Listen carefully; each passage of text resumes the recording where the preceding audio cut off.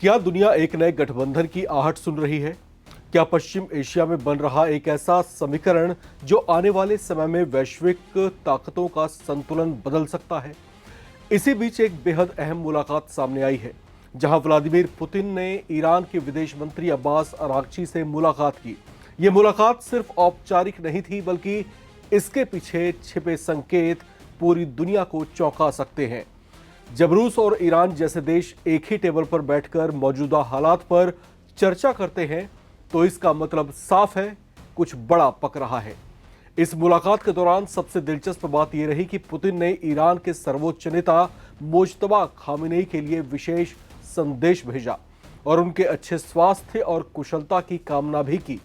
यह सिर्फ एक शिष्टाचार नहीं, बल्कि एक मजबूत कूटनीतिक संकेत है कि मॉस्को और तेहरान के बीच भरोसा और तालमेल लगातार गहराता जा रहा है। अंतर्राष्ट्रीय राजनीति में ऐसे संदेश अक्सर बड़े रणनीतिक रिश्तों की नींव को दर्शाते हैं। पुतिन ने इस बैठक में साफ तौर पर कहा कि मौजूदा मुश्किल हालात में ईरान के लोग मजबूती से खड़े रहेंगे। उन्होंने भरोसा जताया कि आने वाले समय में हालात बेहतर होंगे और क्षेत्र में शांति स्थापित होगी। यह बयान ऐसे समय में आया है जब पश्चिम एशिया में तनाव चरम पर है।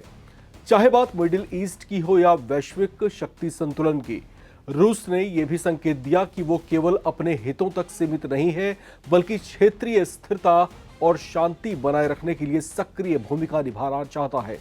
अगर पिछले कुछ वर्षों पर नजर डालें तो रूस और ईरान के रिश्ते लगातार मजबूत हुए हैं, चाहे वो ऊर्जा सहयोग हो, सैन्य तालमेल हो या फिर अंतर्राष्ट्रीय मंचों पर एक दूसरे का समर्थन हो। दोनों देशों ने कई बार ये दिखाया कि वे एक दूसरे के रणनीतिक साझेदार हैं। खासकर अमेरिका जैसे मंचों पर भी दोनों देशों की सोच कई मुद्दों पर मिलती रही है, जो उनके रिश्तों को और मजबूत बनाते हैं। बैठक के दौरान पुतिन ने जिस तरह से ईरान के लोगों की मजबूती और धैर्य की बात की, वो भी बेहद अहम है। उन्होंने कहा कि कठिन हालात में भी ईरान के लोग मजबूती से खड़े रहेंगे और आने वाले समय में हालात बेहतर होंगे। ये बयान ऐसे समय में आया है जब मिडिल ईस्ट में तनाव लगातार बढ़ रहा है, चाहे वो क्षेत्रीय संघर्ष हो, ऊर्जा संकट हो या फिर बड़ी ताकतों के बीच बढ़ती प्रतिस्पर्धा। रूस ने यह भी संकेत दिया कि वो केवल दर्शक बनकर नहीं रहेगा, बल्कि क्षेत्र में शांति और स्थिरता बनाए रखने के लिए सक्रिय भूमिका निभाएगा।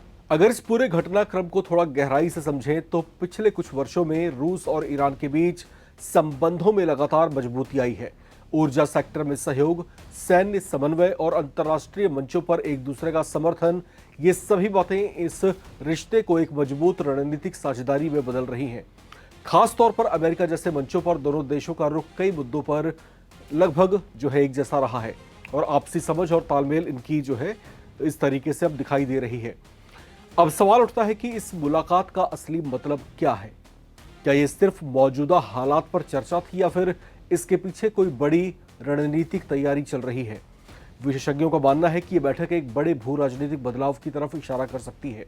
एक तरफ पश्चिमी देश अपनी रणनीति बदल रहे हैं, तो दूसरी तरफ रूस और ईरान जैसे देश अपने गठजोड़ को पहले से कहीं ज्यादा मजबूत कर रहे हैं। ऐसे में यह मुलाकात एक तरह से पावर बैलेंस को रीडिफाइन करने की दिशा में एक महत्वपूर्ण कदम हो सकता है। इतना ही नहीं, इस मीटिंग की टाइम भी बेहद अहम है, जब वैश्विक स्तर पर अनिश्चितता बढ़ रही हो, ऊर्जा बाजार में उतार चढ़ाव हो और क्षेत्रीय संघर्षों का खतरा बढ़ रहा हो। ऐसे समय में इस तरह की उच्च स्तरीय बातचीत ये संकेत देती है कि दोनों देश आने वाले समय के लिए अपनी रणनीति को मजबूत कर रहे हैं। ये सिर्फ आज की बात नहीं, बल्कि आने वाले कई वर्षों की दिशा तय करने वाली प्रक्रिया हो सकती है। कई विश्लेषकों का मानना है कि रूस और ईरान के बीच बढ़ती नजदीकियां वैश्विक राजनीति में एक नया ध्रुव बन सकती हैं। ये ध्रुव न केवल पश्चिमी प्रभाव को चुनौती देगी, बल्कि कई देशों के लिए एक वैकल्पिक रणनीतिक साझेदारी का विकल्प भी बन सकती है। यही वजह है कि इस मुलाकात को सिर्फ एक खबर नहीं, बल्कि एक संभावित गेम चेंजर के तौर पर देखा जा रहा है, जहां पर एक तरफ है ईरान, दूसरी तरफ है अमेरिका और तीसरी तरफ है रशिया। तो यहां पर बेशक से रूस अब तक मुखर नहीं रहा, लेकिन जिस तरीके से अब ईरान ने उससे अपेक्षाएं जताई हैं, तो यहां पर रूस भी अब खुल करके सामने आ गया है। उसका साफ तौर से ये कहना है कि जहां तक आवश्यकता होगी और जैसे उसकी जरूरत पड़ेगी, वो उस तरह की भूमिका में यहां पर नजर आएगा।